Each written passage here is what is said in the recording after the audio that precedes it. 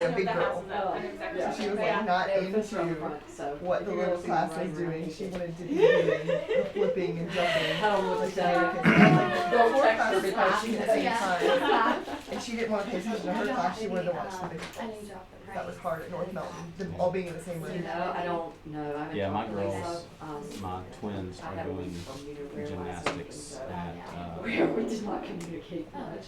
I was just, you know, preparing fires and then putting them in. Yeah, on Saturdays. on Saturdays. I can't do So Saturdays. I don't know that I'm we've like, had- if I we don't come have to town a 5 days a weekend week, off. that's it. Yeah. I'm not going to town on Saturday. But I mean, they have the worst communication. Really? I mean, you sign them up and like, you literally don't, I mean, you don't get a email or confirmation saying, yes, you're signed up, here's your class. I mean, basically they say, this is your class time slot, just sign up. We go through all And you just show up and hope that you made the cut, because they only have so many slots. Never just had this whole situation of, like, I've got And, 3 listings that that'd be say frustrating. we're not selling unless we find something. We did all that We for have to put Rexon. like that contingency in you had the contract and. No, Harrisburg. That's just stressful. Bailey There's did no tumbling way tops or keeping something it like up. that Right. No way. There, and then Spencer and I did. That's the one I thing I'm forget what they surprised called it, of. but it was like the basics of throwing, kicking, and catching. Right, but that's what I was thinking. For- was for stressful. really young boys, they do it Their with your household dad. that they had Yeah, 50 it to was choose fun. from once they did. I'm really Right. surprised Yeah. that, like, in the city I of know. Harrisonburg, there's Just not needing some even, balance here. I'm shocked at how many signs. Hi Samantha, and you are the new. Where I grew up, I mean, Market. Yeah. town, Oh, I'm Anne Marie Langer. Nice to meet you. Nice to meet you. I wasn't sure when you were starting. when students are in town, my hometown. Okay, Yeah, all so right. it was right here. And she said not to Griffin. go this way. But we had Pretty 3. similar town to this then. How'd you end up here? Work. So, I went to NC State, got my master's in education there, and then got a job at JMU. And worked at JMU for 4 years. I don't like it. She gets her seat. I was actually in the process of working on my PhD and getting ready to make the move to the next university. Wow. And met Nicole, and our third date, she's like, I don't know where this is going, but I'm not moving. On your third date, you said? Yeah. I think my husband told me that before we even went on a date. Like, I don't know if you're planning on going back home. I had just graduated from Jamie. He's like, but I'm not moving. Well, Nicole had just switched her career, kind of. And so she was working at the bank at BB&T as a, call it private financial advisor. And then She does that well, doesn't she? She I could not wear red lipstick. she switched over to full service brokerage. So full service like stock market. And so when she made that move, Did you get a note?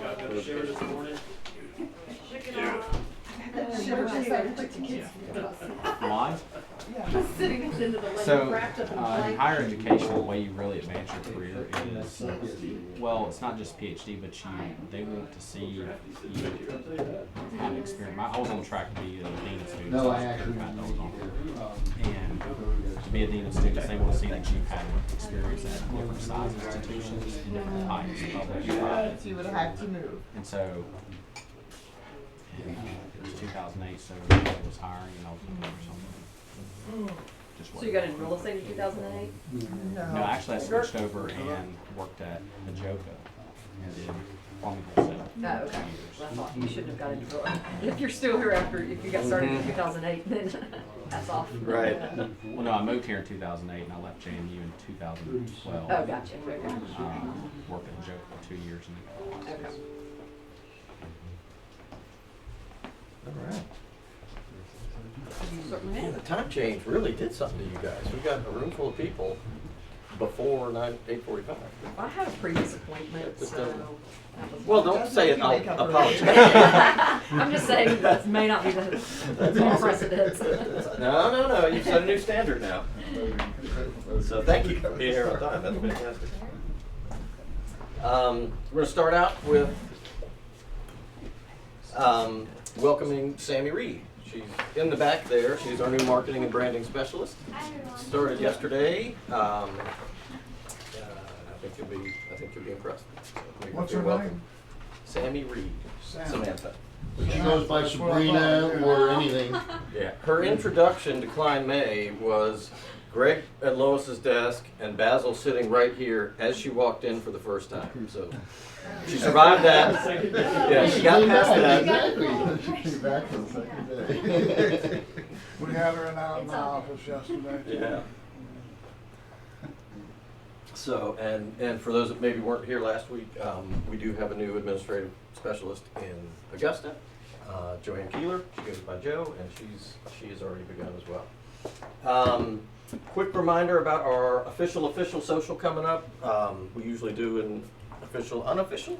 We're making it a little more official, and actually having a dinner instead of just snacks. So Rebecca's got a great pork tenderloin dinner lined up for us at Cross Keys. We'll be there from 6 to 8, and same as normal, the company's paying for all the food, and if folks want to have a drink, there'll be a cash bar there. You can have some wine. Kids are welcome. It'll be a buffet set out probably 6:30-ish, so if you have young kids, don't feel like you have to stay till 8. It's up to you.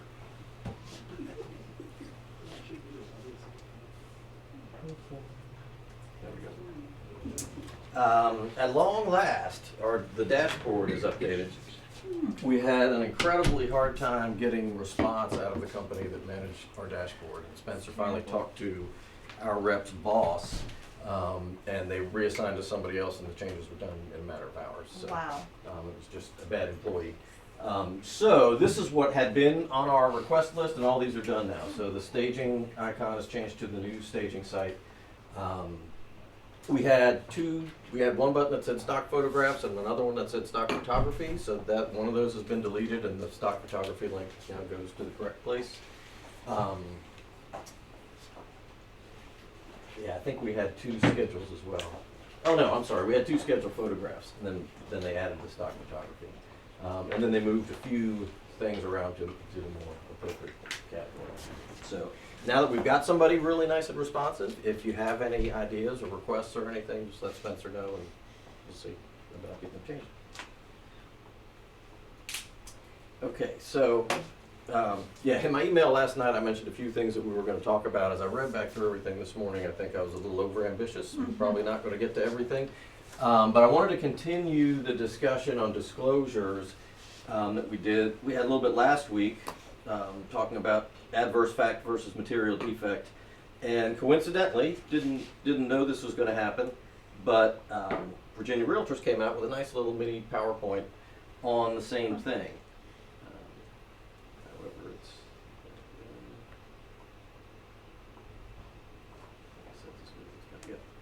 So I just wanted to run through that quickly, because they make a lot of good points in here. And this is something that kind of on the surface seems, sorry, projected for a second. It'll come back. On the surface it seems pretty simple, but in real life it can be very complicated. Just like getting your computer to work when you're in a room full of people. There we go. All right, so we have the Residential Property Disclosure Act, which says that there are very, very, very few things the seller actually has to disclose. We give the purchasers the summary of rights and obligations that has all these things on here. And it's not saying that they have to disclose them, it's saying they don't have to disclose any of this stuff. Property condition, what's going on in adjacent parcels, whether or not you're in a historic district, where the sex offenders are, if you're in a dam break zone. Any of these issues are totally buyer beware. And that's really what, and that form, I think I may have mentioned this to you, I learned pretty recently, that form, that summary of rights and obligations is not part of the act itself. That's a Virginia Realtors form that they came up with to try to make it a little more clear for buyers that they really were on their own and had to do all this investigating. Just a real quick question around mineral rights. Mm-hmm. So if a seller has made an agreement for mineral rights on their property to some company, and they sell their house, they don't have to disclose that do they still, like, how does that work? I think that, I don't know. That just seems don't know. crazy, you Yeah, know? it does. To not have to disclose if you've sold mineral rights to a company. I mean, that happened a lot in the valley. I know, Mhm. you know, we had some property and had a company approach us about rights to, you know, limestone or whatever, and we didn't do it. But what if we had it when we sold the house, and we wouldn't have had to have disclosed that there were mineral rights? I've never run into that. Yeah. Because it's listed there, I would say probably not. I just think, I don't know, that perks my ear because I think it's not, it could happen, you know? Yeah. I mean, I would Yeah. think, depending on what the rights are, I would think at some point it would affect the deed, because Yeah, they it need an should. easement to come onto the property. And so that would be It then would caught come in up the in title the search. search. Yeah. That makes sense. But it may be something like if there's, I know there are folks kind of in the mountains, some that have sold gas rights. And maybe if there's a pipe running through your property and somebody else has the right to siphon Access that it. gas off Oh. without actually having to come onto your property to do it, Mhm. maybe that would be a case that you would have to disclose. That's Which interesting. document- Hmm? Which document were you saying that's separate that you didn't realize? The summary of rights and obligations, So that does not have to follow along with the contract, doesn't have to be signed by the. not by law, not by law. Nope, it's not Is part of the our act. office expected then still? Yes. Yeah, Okay. yeah, I would say definitely do it.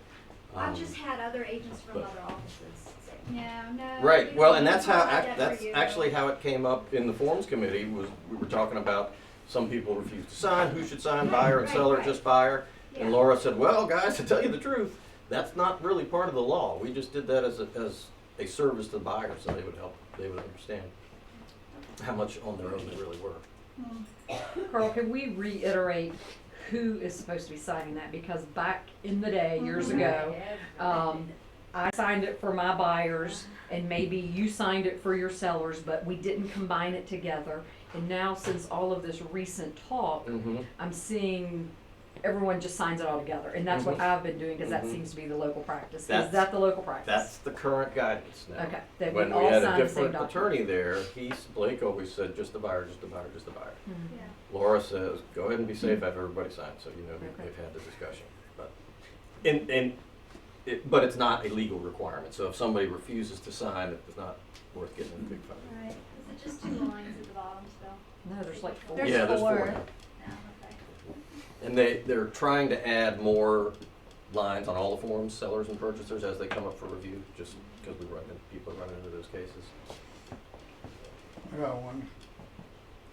I was talking to my neighbor the other night, lives down the street from down Circle Drive, and he says he only owns like 3 feet below his land, 3 feet of the land, everything below it somehow is somebody else. Really? Is that a conservation or an easement or something? I have no idea. That would be mineral rights. Yeah, that sounds like the mineral, maybe that mineral rights situation. Would that be someplace in the deed or something I would think so. I would think so, because if somebody's ever wants to access what's more than 3 feet below the property, they're gonna have to come up, they're gonna need some kind of easement to come on the property. that, I would think. Yeah, trying to get him to sell his house. Okay.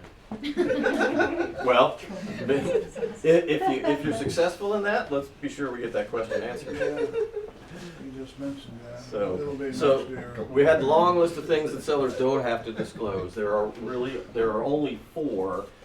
This one, I don't quite understand. So I'm not gonna talk about it until I understand it. But there are very, very, very few things that the seller actually has a duty to disclose. Whether they're near a military air installation, so that wouldn't affect us. Whether defective drywall was used. We probably wouldn't know that. If a seller did know that, they would have to disclose it. I've not heard of that ever being an issue in this area, in Tidewater in Northern Virginia, it's an issue. But I don't know that it's ever been an issue here. pending building or zoning violations, that's the one that's actually mentioned on the disclosure form. So if you know if you've been notified by your locality that you're in violation and you haven't fixed it, you need to disclose that. And then if it was a meth lab. And not remediated. If it was properly remediated and EPA approved, you technically don't have to disclose really? anything. Just like any other problem. You know, Oh, if you okay. fix your basement wall, you don't have to disclose it. You used to have a problem. Okay. So very few. Lead-based paint is another one, if they actually know that there's lead-based paint in the house. Of course, we always tell all our buyers, if the house was built before 1978, just assume it's there. And if that's a problem for you, then we need to look at newer houses. So what does the agent have to disclose? All material adverse facts. And we talked last week about how that can be a lot broader than a material defect, which is what we often have in our heads, pertaining to the physical condition of the property of which are actually known by the licensee. Which kind of makes sense. You can't disclose it if you don't know it. Something's material if it can affect the decision of a reasonable person about whether to buy. So everybody agrees on what's reasonable, right? Right. That's the standard, and so it's open to interpretation. And that's where that adverse fact, category can get pretty broad. If it's negative, and if it's true. Not necessarily as bad as defects. So you remember the example from last week, we've got a bunch of vultures roosting in a tree close to the house. Is that something that has to be disclosed? Well, it's negative for most reasonable people, and it's true, so maybe so. Physical condition, and any improvements. Nothing about if Walmart's going in next door, or if the land all around you has just been rezoned from A1 to heavy industrial. That's all on the buyer and the buyer's agent to figure out. So there's the standards for agents. Material, adverse fact, pertaining to the physical condition that you have actual knowledge of. Rumor doesn't count. So, a couple examples. My seller client told me the roof is leaking in multiple places and the living room carpet is routinely soaked during rainstorms. Must the seller disclose this condition on the residential property disclosure statement? Good question.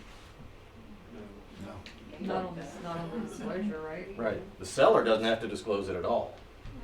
You have to. We have to, after having this conversation, but the seller doesn't have to disclose it at all. And the only thing that needs to be on that form are pending zoning violations. Right. That's it. Some sellers want to voluntarily disclose stuff, and that's fine, but they don't have to. And when is this done? When is this disclosure made by us? Prior to ratification, And it can just be verbal, doesn't have to be written. the disclosure, It doesn't have to be written. it'd be safer if it were written. And that can be as simple as putting it in agent remarks. So agents see it, but the public doesn't get scared away.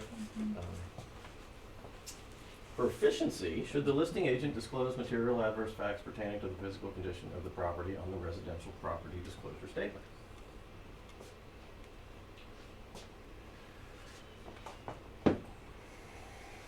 You shouldn't, but it would make sense to. That way you could know that they've been notified, they've seen it. Mm-hmm. Right. No, you shouldn't. But disclosing it, if it's okay with your sellers, disclosing it as early as possible is always best. Mm-hmm. Sally? Did I miss something, or was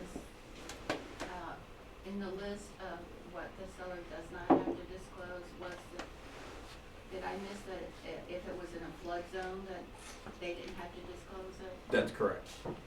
Right. I don't think that was on this list, but it is on the summary rights specifically. Again, seller doesn't have to, but we all know that the best practice is not to hide that. I'm confused about why we're talking about on these slides the actual residential property disclosure statement and adding anything on there, because I guess I'd have to go back and reread the document, but there's no place for that, is there? There is, yeah. Yeah, right above the signature line, there's a couple lines where the sellers could make that disclosure if it applied. And sometimes people write in there, basement leaks when it rains. I've never seen that Yeah. Oh, I on haven't any either. document that I've Yeah. processed.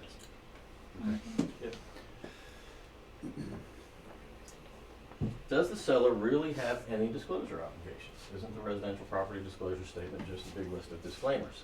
Except for the one. It was them, Yeah, except for those four. mhm. They really don't. Military base, defective drywall, current zoning or ordinance violations, and meth lab. I Carl, think that's it. Questions? so if, as a buyer's agent, if your client asked you to ask the seller's agent certain things, and so Mhm. you go to the seller's agent, you ask, is this, in a flood zone or whatever, is the agent required to answer that? Or, I mean, part of your due diligence is finding the answers. Yes, yeah. Remember, we're obligated to disclose any material adverse facts Right. that have to do with the physical condition of the property. So getting flooded would fit that. So yeah, we would have to disclose it. But the seller doesn't. But the listing agent would. The listing agent would if the listing agent knew about it. Yeah. Okay. And, but if they didn't know about it, are they required to ask the seller? I think that kind of goes to reasonableness. I mean, if you're, you know, in a townhouse on a hill, no. But if you think there might be a chance, then yeah, I think it would be expected that you talk about that. Yeah. Should we have something in writing from the seller? You know, just, they make us aware, you know, the basement does leak, so should we have something in writing from them? I mean, really, we don't need permission from them to disclose that, okay, now we No, know yeah, your we don't have a basement choice. leaks. Yeah, we don't have a choice. We have to But disclose they it. need to be aware that I am in a position that I Right. do need to share this with any Right. identifier. Right. Yep. And, you know, if you get any pushback on that, that's when we make the point of what we're all agreeing to here, that if you have some of these issues, we all know that there's a better chance the deal's actually gonna go through if we address it early. Earlier. And not wait for an inspector or an appraiser or somebody else to find it out and spring it on us as an ugly surprise once people are already committed. So, yeah, if they want the sale to go through, they need to be upfront about it. So then at Affiliates Day here, Laura did 3 classes, which were all really good. This one, bless you, was on contract issues. And again, some of these things on the surface seem like, yeah, we've known this for years, but in real life it can get kind of complicated. So she started and ended and said several times through the class, the most important thing and her most common answer when she gets questions on the legal hotline about contracts is read the contract. What does your contract say? Usually the answer is in there if we read it carefully. So we start out with what do we need to form a contract? We start out with an offer. What's an offer? Dead silence. It's a trick question. No trick questions. We're just kind of building the whole picture. So we start with terms to enter into a binding contract. You need an offer, acceptance, and delivery. So what's acceptance? Agreeing to agreement on those terms. And then delivery. What is delivery? The agent. Yep. Does it have to be physical? No. Just communicating counts. So if you think there's some urgency, as soon as you get that contract ratified, email, text, call the other agent and say, hey, we've accepted, we're signed, the contract's on its way to you. So the statute of frauds, we talk about this a lot. Everything must be in writing or it's not binding. It's really surprising how often this actually comes up in real life. I'd say at least once or twice a month, we have a situation like this, where we've got verbal agreement on all the terms, maybe even some partial signatures, but it's in the counter offer stages, and another offer comes in, and the seller, almost every time, I can't remember any times in recent history where they've honored the verbal contract. That person is out of luck. So incredibly important to remember, once we have that verbal agreement, we have a contract. It's just not enforceable in Virginia. You can't force the other party to perform.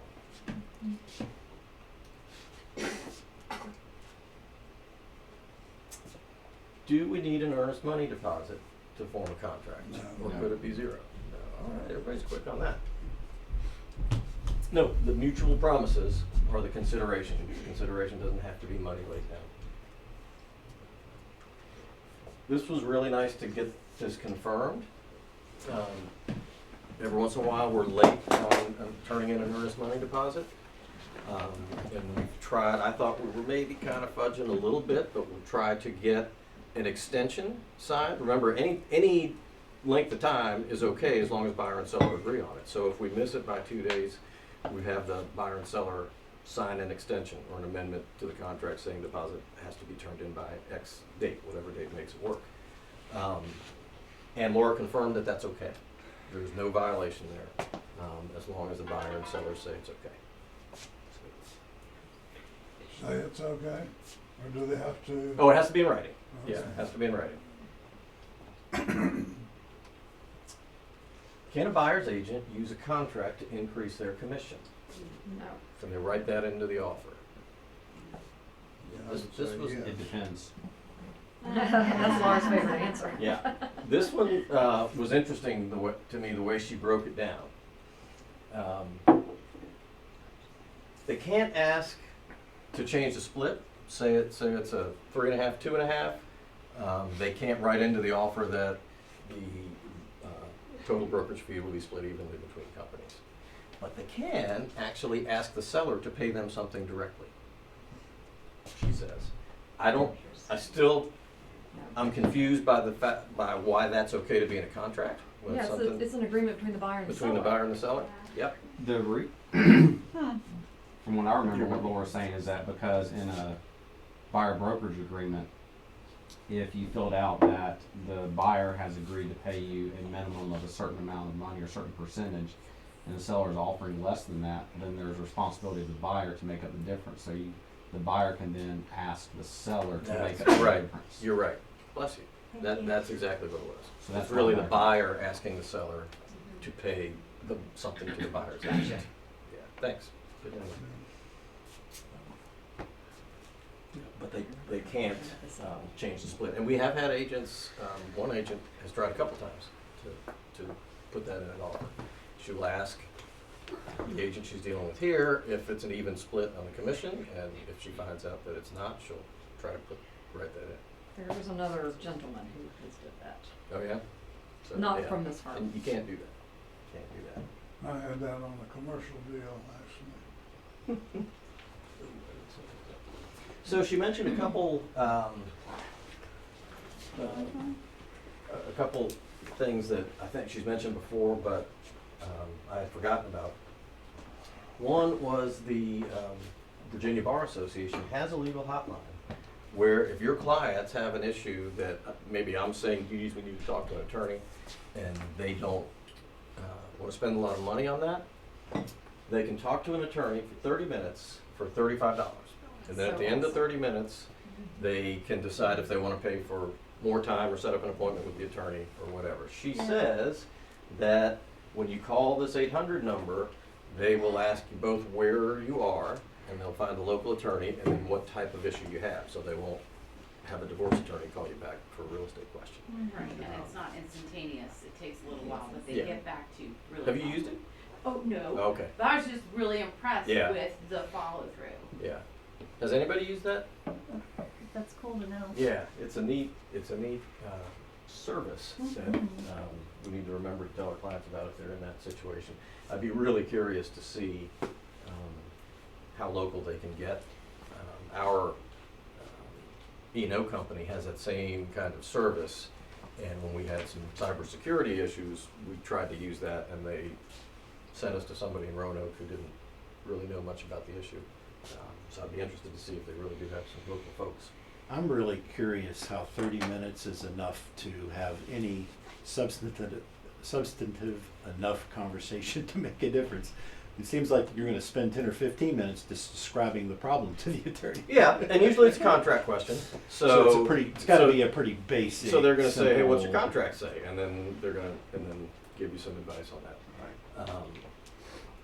Yeah, and I think, and so you get to the end of 30 minutes, you can decide if you really want to make an issue out of this or if you've got your problem solved.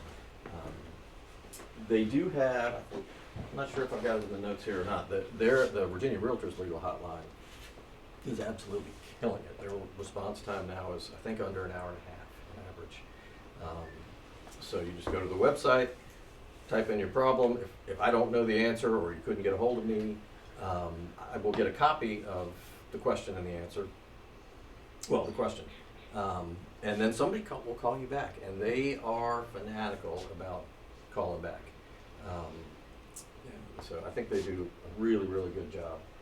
It's something that everybody can take advantage of. So she talked a little bit about fixtures. I think we kind of got off on a little side conversation about that. What we've always talked about, don't assume something is a fixture. If it's important to your client, write it into the contract. The opposite is true for the seller. If a particular light fixture or anything in the house that's attached to the house is particularly sentimental to them and they want to take it with them, or digging up some rose bushes or whatever, do it before you list the property so there's no confusion. I just wanted to make a point in case anybody else would have made the mistake that I would have, and you clarified for me with curtain rods because it's in the contract. But I assumed brackets and curtain rods together, and you said no, it's just the brackets. You can actually take the curtain rod. Right. What does the contract say on that though? That's what. But Well, does it say curtain rods or no? it says. No, I think it just says brackets. I think it says curtains. I It does say I think curtains it says and. brackets and curtains rods, yeah. Now I'll have to go back and Yeah, look, that's but. what- So the rule, and this is, we got into this kind of Mhm. talk, and so what she said that the general rule of thumb and the legally accepted standard is if you need a tool to remove it, it's a fixture. So if I could take that TV off the bracket without a tool, the TV goes with me, but the Right. bracket stays. I think most brackets now you probably can't do that. So It that actually would be an says interesting curtain point. rods Yeah. and brackets. It does, okay, so It it's does say clarified. rods. Is it Curtain TV rods mounts and- been added Okay. too, right? Yes, TV TV mounts mounts. TV mount, have. and not Okay. TV. And I'm Alright. sure it was put in there to clarify because, Yeah. yeah, you could make the case that I'm taking this curtain rod and Okay. the curtains Okay. and leaving the brackets. Mhm. The other example that came up, not so much because the seller didn't want to, the seller wanted to take it with them, but an appraiser didn't give a seller any credit for solar panels. Oh, right. Okay, so calling them personal property. Clearly you would need a tool to remove them. Right. You could make the case that they're part of the electrical system, and the electrical system has to be working at closing. where I am. But the appraiser called them personal property. Laura said they're fixtures. Home inspections, it's funny, I had a discussion with an agent about this just an hour ago. We see a lot in contracts, and we've debated on the forms committee what to do with it. This home inspection is for informational purposes only, but I can get out if I want to. And those two things don't make sense together. If it's for informational purposes only, then it's for informational purposes only. If you want the right to get out, let's not say it's informational, let's say it's a pass-fail inspection. We're not gonna present a punch list, but we reserve the right to terminate the contract and get our deposit back. And one of the points she was making is sometimes, often, somebody will say in the body of the contract, the home inspection is for informational purposes only, and then they attach the regular addendum. And they don't scratch out all of those things that are not for informational purposes. And she says that, you know, handwritten, so something you add to remarks, if it conflicts with something in the contract, the handwritten remarks or typewritten remarks win. But an addendum added to the contract even trumps those. So if you say it's for informational purposes only in the contract, but then you go ahead and add the regular home inspection addendum, the buyer has every right to present a punch list and go through the whole drama. So be careful about consistency in what you're saying when you're dealing with a home inspection that's not a regular home inspection. So if you want it to be a contingency, you use the pass-fail language. I would use pass-fail language, right? Or you can attach the regular contingency Yeah. and just scratch out choice one. So your only option is terminate or move forward. Do we have like a clause that could include, you know, the time reference? Because we don't, I mean, if you don't attach that addendum, then there's no time, you know, Right, how we put right. in yet 10, Yeah. 15 So in minutes. that's a great point. So I think I would attach the addendum and line through option one But if it's that talks just- about a punch list. If it's just for informational purposes only, nothing's gonna If it happen, so truly- what's the point of even putting a time frame Right, in, if because it- they're not gonna get the opportunity to get Right. out. If it truly is for informational Yeah. purposes only, Then you you can need just nothing. write that in and be done. If you want the right to terminate, Sure, then don't call it informational. that's right, it's Well, back to pass-fail. And if it's, Right, just give it a if pass. I mean, I would assume that if it's informational purposes only, you don't really need to write anything in there because paragraph 16 about You don't inspection need a says that it's, contingency. if it's not contingent on a home inspection, then these are things. Right. But the other piece, even with pass-fail, is, my question is, if you just say, you know, inspection will be pass-fail, it's not clear enough, like Oh, not at all. who determines like whether or not it passed or failed, you know, what Right. systems have to pass and fail, what does that mean? Right.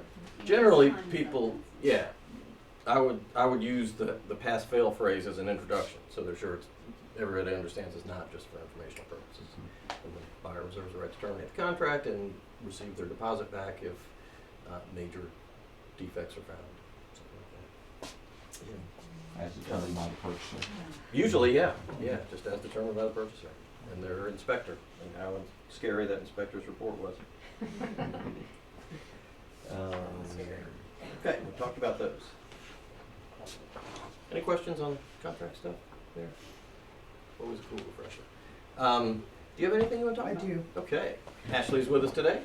Yeah. Ashley brought her boss along, so. Do you Quite need- literally, do you my need to boss. go to a website or anything? No. Okay. Actually, I could just show how we've updated the Okay. inspection. I made some notes. Real, fancy notes. We've had a few issues with our new system, uBooker, recently, and we've had a really hard time recreating the issues on the back end to try to get them fixed. However, I think that we're on the right track of getting most of them worked out. And I think there's only been a couple of people having each of these issues. I don't think that we've had, y'all can clarify. Have you guys had any problems with uBooker? Any of you personally? I think I tried to cancel one and then had to call. I couldn't figure out how to do it. Because it won't let you cancel the last minute. It Well, won't no, let it you. wasn't last minute. It wasn't. It won't let you cancel at all, I don't think. No, It it won't let wasn't you last cancel minute. at all? It was early on. Yeah. It's And so I currently set called. to not let you cancel 36 hours out. No, that wasn't my situation. Yeah. Okay, I will remember that. Want me to text you? That would be awesome. So we were having trouble, first of all, with the booking, not, somehow I always do that on your computer. Let's see if I can get it to the same window. We were having trouble with the booking widget not allowing you to pick first available. Unfortunately, It did on the app, just not on the yes. web. So unfortunately, the only way to fix that currently, they're working on trying to make it work on the web. We had to build the app into our website. So now this is the exact same widget that's the app. And that's what you'll be using. It'll allow first available. They're working on fixing the web-based version too, but this is our temporary fix. And the only difference in this and the web-based is it doesn't show the Google map, but it will still force you to have a real address. It won't let you put in an address that doesn't exist in Google. If for some reason you do have an address that doesn't exist, like a 0 or or TBD, you have to click this little edit pin here and it will let you override the address. Just be very careful that if the address doesn't show up here, if it doesn't show up when you're typing it in and it can't find it, or it'll say can't find it, make sure that you double check your address before entering it manually. This is one of our favorite things of being able to override address mistakes. Like, this is double checking to make sure you have the correct address, because address mistakes happen so often. And then, you know, you click the service, and all of this works the exact same way. Extras. And then first available shows up just like it does on the app. So first available is the smartest choice if you want to move through this quickly. If you have a preference, if you prefer particular photographers, just click their boxes. You can click everybody. Jason's not even showing up on this one because he has no Harrisonburg availability apparently coming up. But first available, or you can click first available and somebody else, or you could just click, like if I wanted specifically for Ryan to do it, or Ryan, Dan, oh actually it does override, first available override. So Ryan, Dan, or Brian, that's who I want to do it. And then it will move through to show me their availability on the calendar. So this is Ryan, Dan, and Brian's collective availability. Once you click one, it will tell you who is the person who's assigned to the shoot. Okay. So if I go ahead and click 12:15 today, which shouldn't let me do. That's interesting. That's how you put in your name, address, and it will move forward.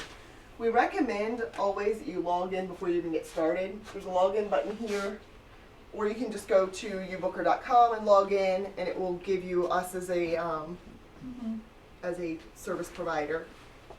I did that last night. It looked different than this, but It's much nicer when you log into their web, I think. I logged in, but it still didn't look quite like this. And I only had two choices. I think it was Jason, Ward, and... It depends on the location. It's zip code based. Okay, gotcha. So it'll tell you everybody who's available this week on that zip code. Okay.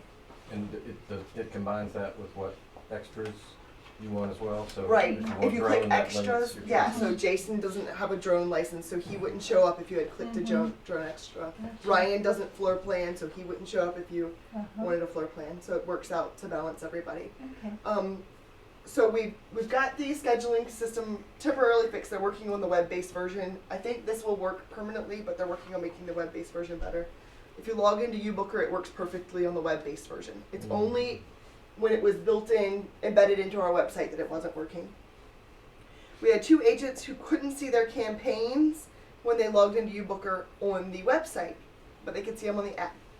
They screenshotted those to me, and we have not been able to recreate that problem to figure out what happened. They're showing up now when we log in as them, so we don't know what happened there.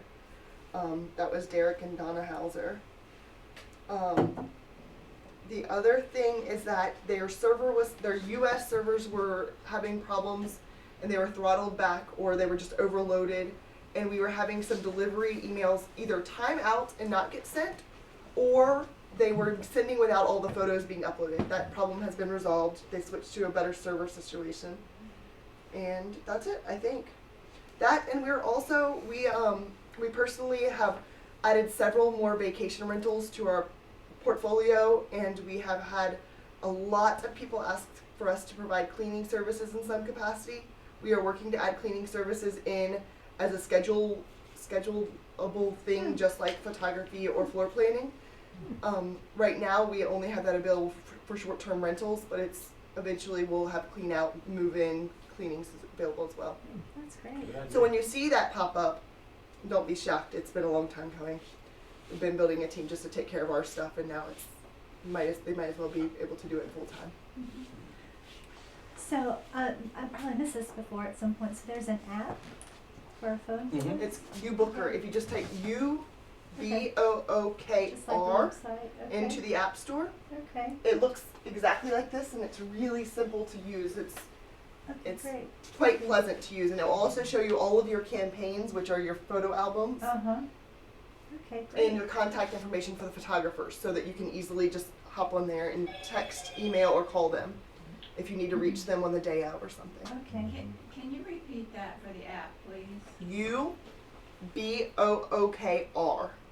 You know, that's the funny thing now, you just drop the E from a word, and add a U or add a I, right? Yes. Ashley, on the, when you pick a time, so I had a shoot yesterday at 8 a.m. Mhm. So that's the actual time now, as opposed It is to. unless we need to change it for sun.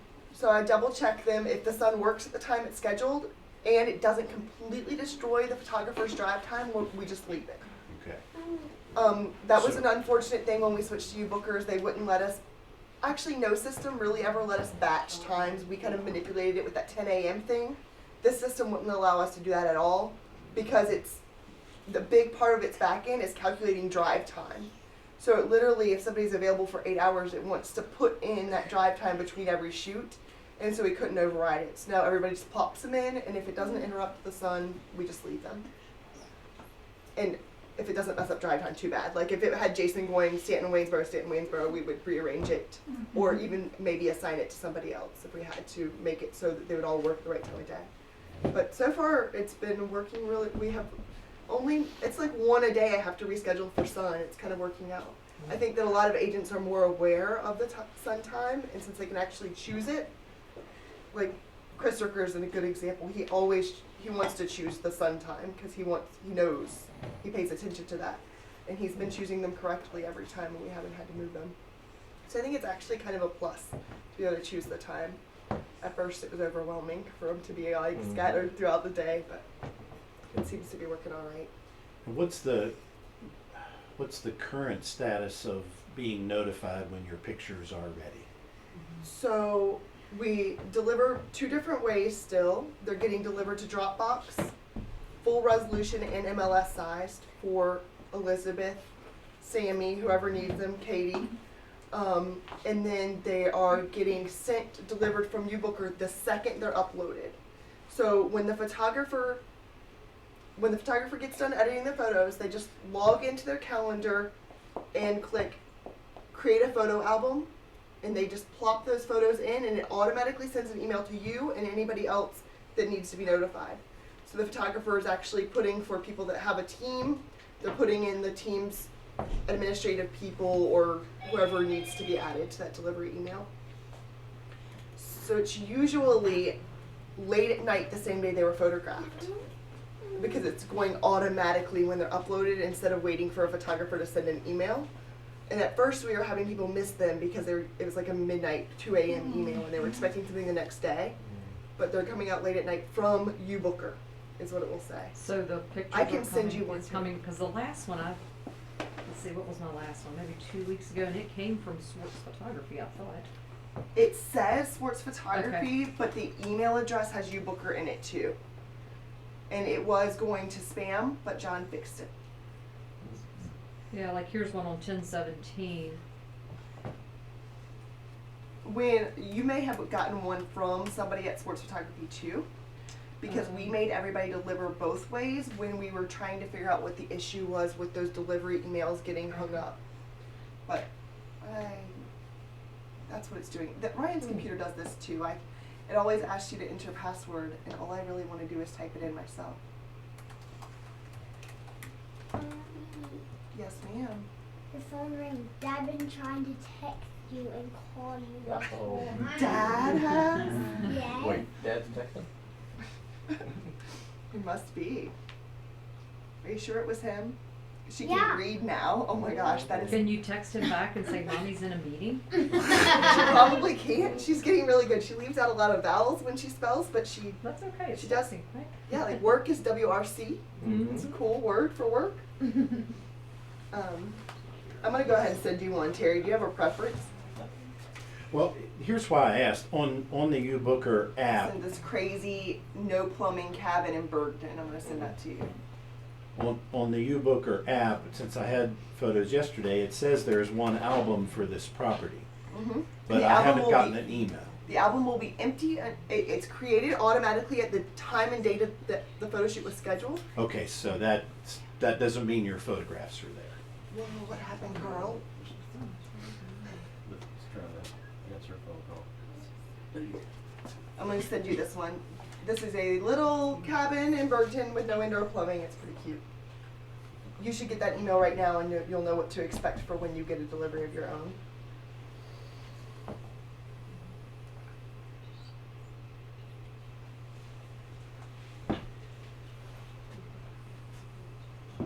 And what's really cool about the system is it keeps a track for us of every single thing that was emailed, and so we have a running history to know if something is getting lost in somebody's, like if I search Terry Howe,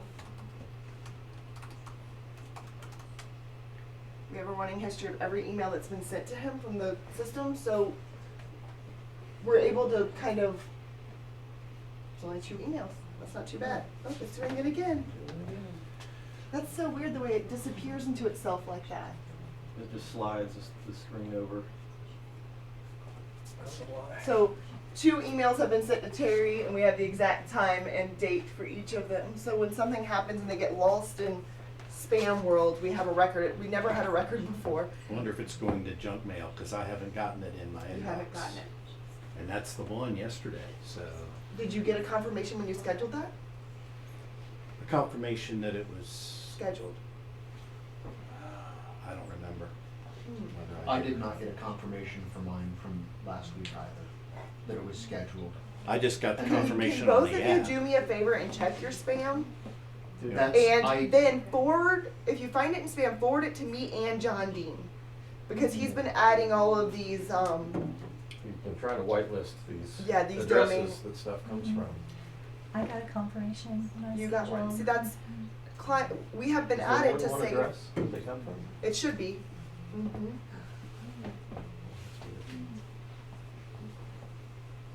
Let me touch, I can find the exact address. It's no reply at ubooker.com is the exact email address. I'm not seeing it in my junk mail either, so. Did you check clutter?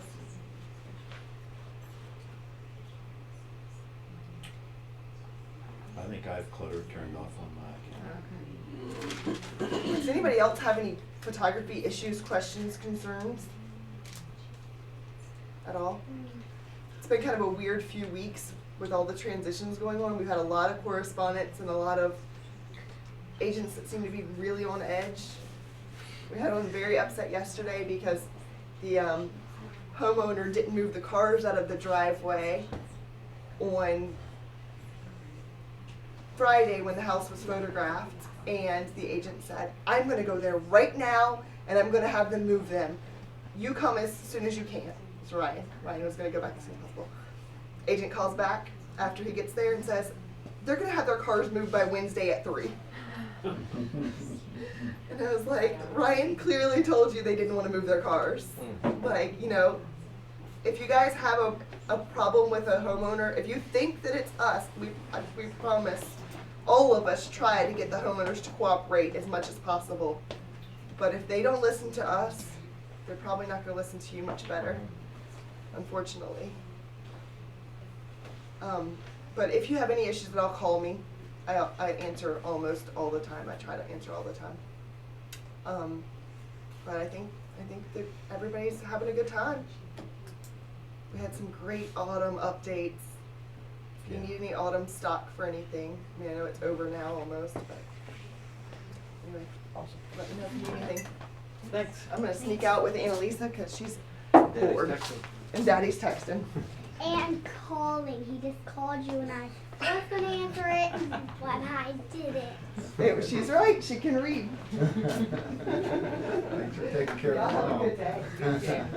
So we'll skip over the bike walk summit stuff, do that next week. That was a fascinating meeting. HRIR stuff, we've got a lot of community outreach going on. This is, I'm always thrilled to see so many Climate people on this committee.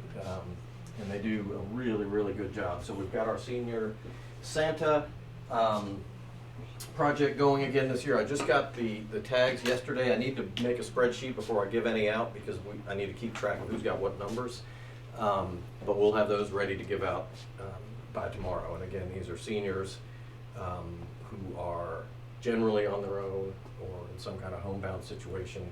And for Christmas, they ask for things like socks and an electric razor or a comfortable pillow or a bathrobe.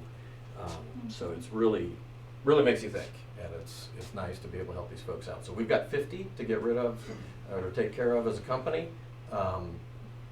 Funkhauser and Old Dominion also have 50, and then there are 50 more at the HRAR office for anybody to grab them, and you can do that off the web. So, but use ours. I'll just, once I get the spreadsheet built, I'll send out an email and they'll be at the front desk for anybody who wants to grab one or more. We also have our Salvation Army bell ringing coming up Wednesday, December 4th. There is a link in the last HRAR newsletter that takes you to a real simple sign-up sheet, and you can just pick your time, click sign up, and you're done. Also, really surprisingly rewarding experience every year, just to chat with folks as they put a little money in. We've got a couple listings.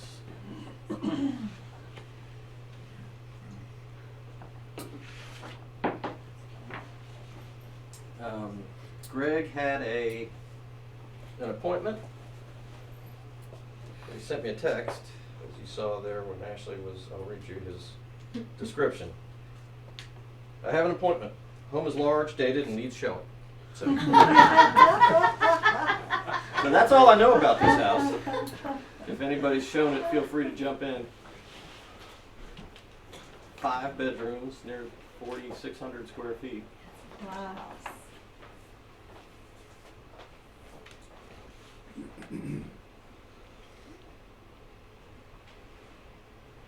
Wow.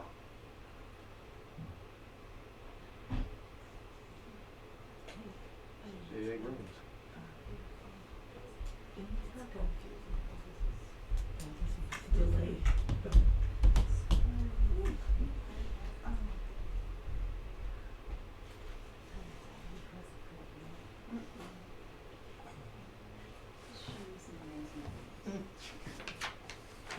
The floors are great. Yeah. Yeah, Looks like it just needs some paint. Just needs some Oh, paint. yeah, Except needs for some that. paint. This is your Oh, classic. is that the basement? That Yeah, was like it's the a basement. basement. Okay. Yeah, it's Yeah. your classic I prefer 1960s basement. Yeah. It's 4,600. Looks like another full kitchen down there. Light to it, yeah. Is that a hard copy green? Fireplace. Yeah, I miss the kitchen. Built in. Nice space. Yeah. That could be a little. It could be a great space. Yeah, this has tons of Yes. potential. I agree.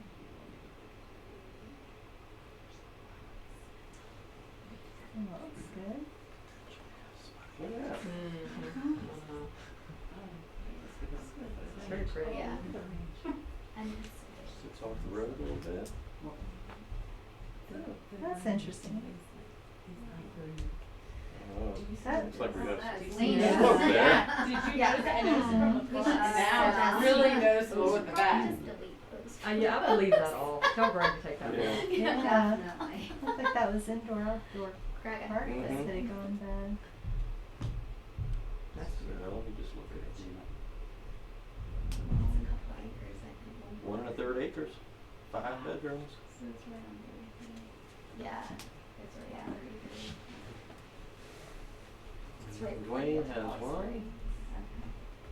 Take it away, Dwayne. New listing in Timberville, Walnut Drive. It's a 3-bedroom, 1.5 bath. It has had some nice updates over the years. It has original hardwood floors that are in good condition. The kitchen's been updated, and they had added on a nice, I call it sort of family room, sunroom right there, which is right off of the kitchen, and then right off of the family room, the sunroom there is a screened-in porch deck there. The cabinets in the kitchen.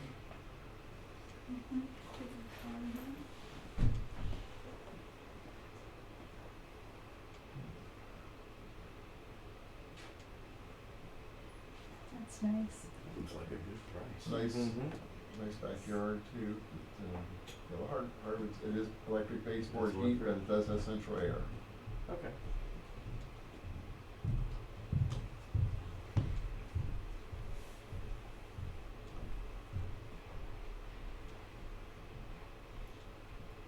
What year is it built? It's 1971. Okay. It has a very large laundry room there, and also a water softener system, single car garage. Hmm. It's 179. That's a good Okay. one. And we just put it in yesterday afternoon, and I got 3 showings for today Oh, already. oh, So there's good. activity. Is that roof fairly new? Sure. The roof is about 5 years old, according to the Sun. And there are it's a nice backyard that is fenced. And there are 2 storage buildings in the back. The one on the left there actually is set up more like a little shop with an Okay. electric. Somebody's looking for something like that. Can I piggyback on his when you're finished with that? Because around the corner, I have one coming up. Sure. Yeah, there's Oh, the that's side cool. of the That's shop. nice. That is cool. Yeah, that'll be gone by tonight. Yeah. Is it in the So- system or not yet? Mine's not in. The Okay. pictures are being taken today. I have one coming up around the corner on Evergreen Valley Road, and it's going to be priced $159-ish. It's 1,000 square feet, and it's been totally renovated. Brand new roof, brand new windows, brand new HVAC, new flooring, new paint, stainless steel appliances, new carpet, all that kind of thing. Wow. So it'll be hitting the market probably tomorrow. Pictures were taken today. So. What's the address? 15346 Evergreen Valley Road. Okay. Who else has listings you want to talk about? I've got one that should be on by next Tuesday, in Grottos, and it's a 3-bedroom, 1.5 bath, deck in the front, deck in the back, paved driveway, a totally updated kitchen. It's small, but it's very nice, and yeah, that's gonna be in the 170s. What street is it Let's see, it is 605 15th Street. 15.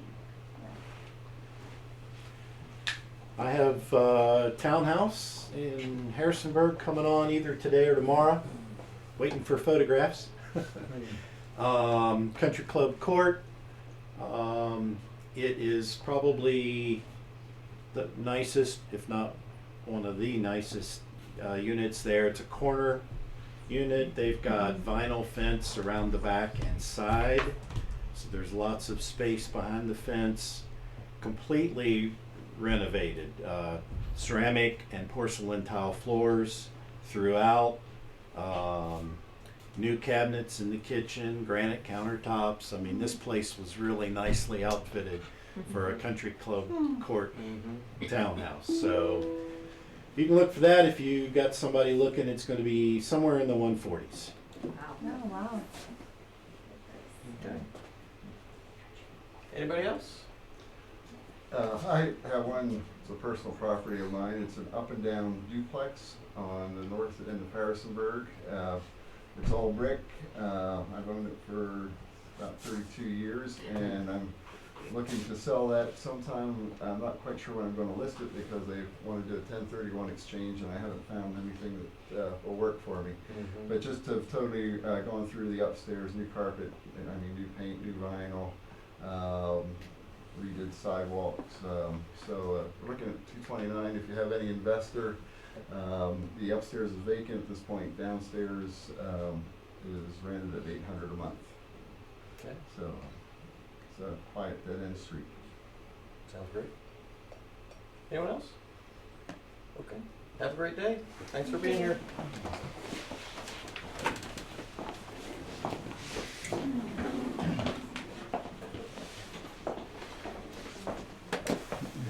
Your country club court one, I actually just thought of another point that might have, and they had mentioned it to me, coming on, is there one, what's the price one? Well, I'm waiting to talk with her today to finalize it. All right, okay. I'm I'm suggesting 144. She may want to go 149. Okay. So it's going to be in the 140s there somewhere.